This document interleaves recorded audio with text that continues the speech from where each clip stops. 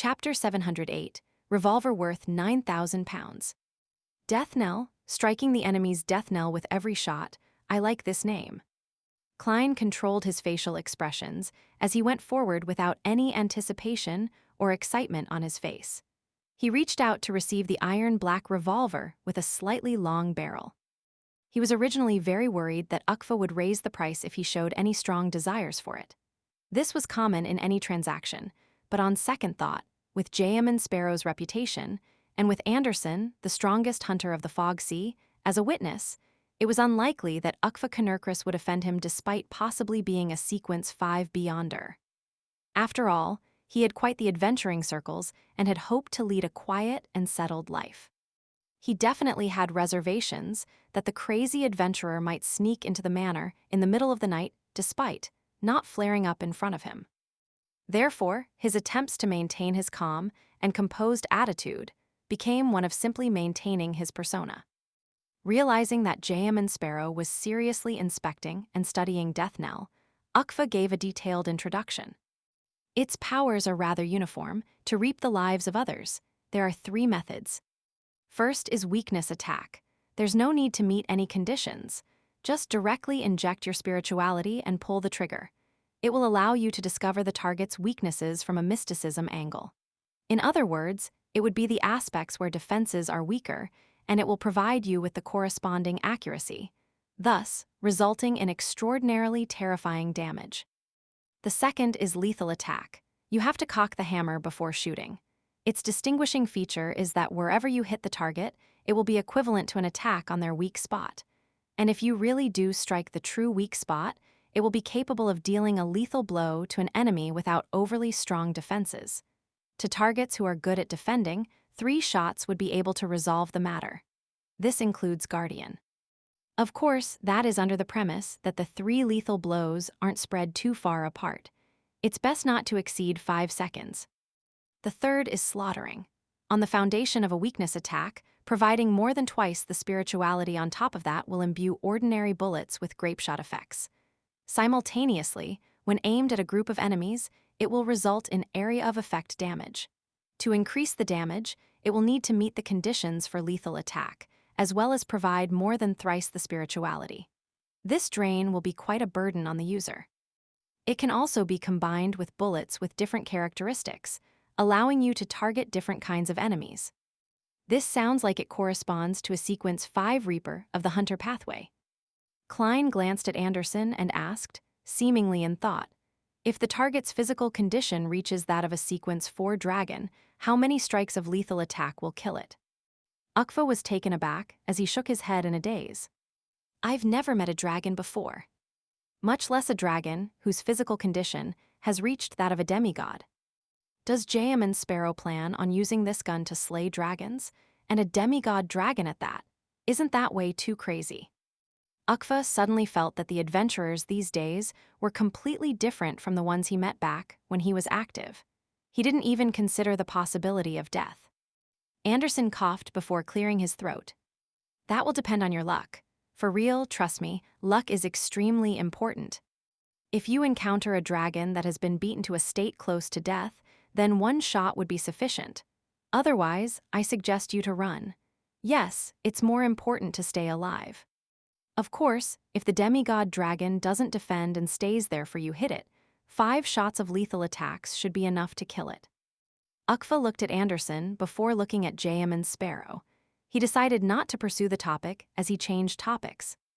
Anderson has told you about the negative effects of Death Knell, right?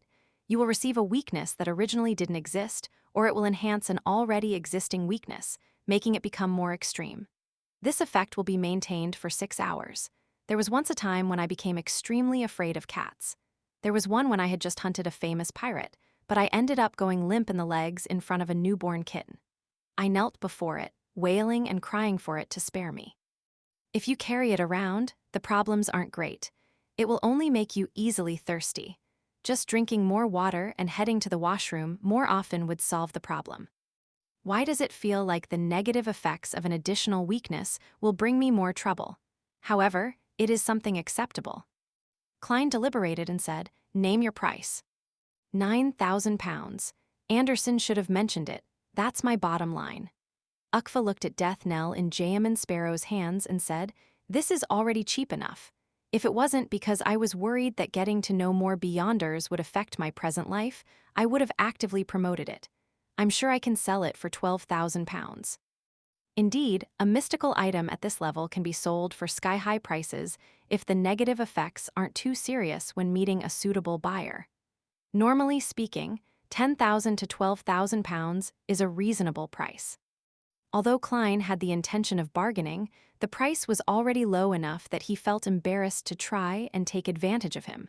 With a terse acknowledgement, he said, "I'll give it a run. I'll complete the deal if there aren't any problems." Of course, he didn't really try the gun, as it would give him a weakness for nothing. His method for inspection was to use his spirituality to probe the gun, along with testing for the credibility of Ukfa's words via divination. He did it rather openly, without minding Ukfa's and Anderson's gazes.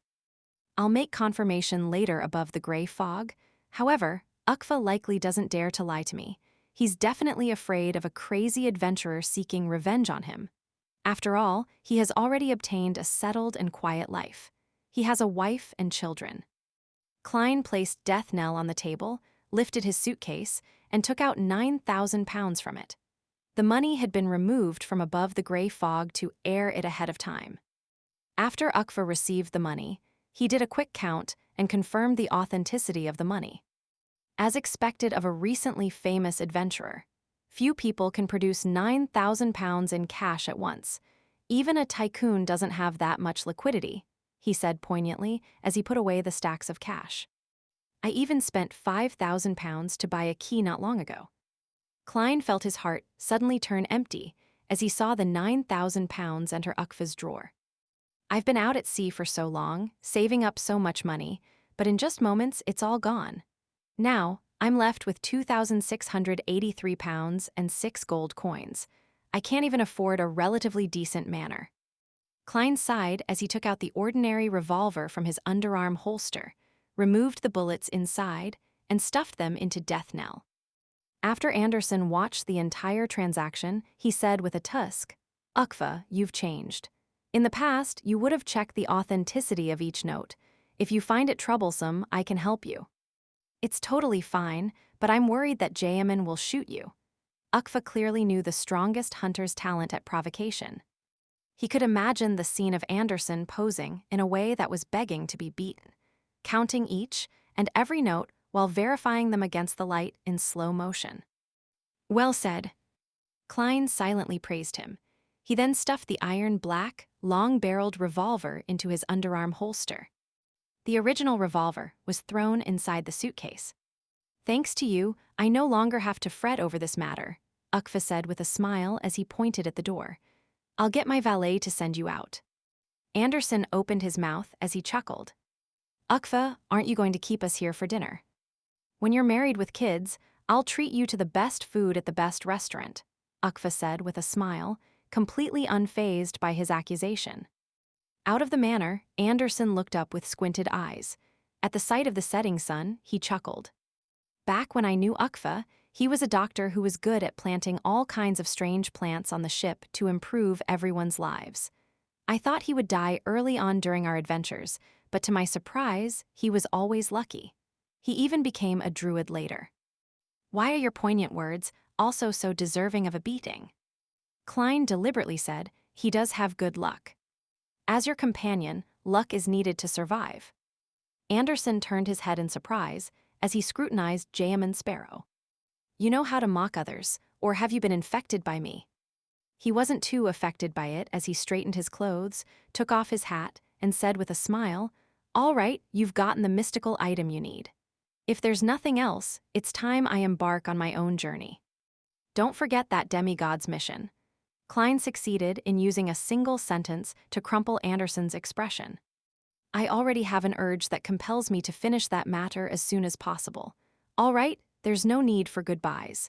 Perhaps we might really meet again one day." Anderson gave a self-deprecating laugh, waved the hat in his hand, and turned to head towards another path that left to Bayam. As he watched the strongest hunter depart, Klein slowly heaved a sigh. Holding his suitcase, He followed the path he took to get here and headed for Bayam under the red evening sky and the shelter of unique palm trees. Inside Bayam City. After finding an ordinary inn to stay in, Klein began considering his subsequent plans. I'm finally free. I can attempt to act as a marionettist. I have to figure out the corresponding principles. That's the most pressing issue for now. Yes, marionettist. The focus should be on the marionette. I haven't actually created a marionette and controlled it in battle. I should start from there. This matter can be completed before returning to Backland. Not only do Beyonders have to stay hidden there, making it difficult to encounter one, but no matter what one does, it's easy to get on the bad side of the church or some important figure. I need to be careful. It's not a good place to select and create marionettes. The sea is better. I'll go make my rounds at the bar later. I'll find a pirate who deserves death to give it a try. With this in mind, Klein immediately got up and left his room. As though he was bringing his certificate of deposit to a bank to withdraw the money, he headed for the nearby seaweed bar. Famous pirates often showed up there. Soon, he arrived at the bar's entrance. After straightening his clothes, he pushed open the heavy wooden door. Gazes subconsciously swept past his face before they moved away as though it wasn't anything extraordinary. Following that, someone shouted with a suppressed voice, "J.M. and Sparrow." In a blink of an eye, several figures in the bar ran for the back door. Before Klein could figure out what was happening, the bar was left relatively desolate and empty.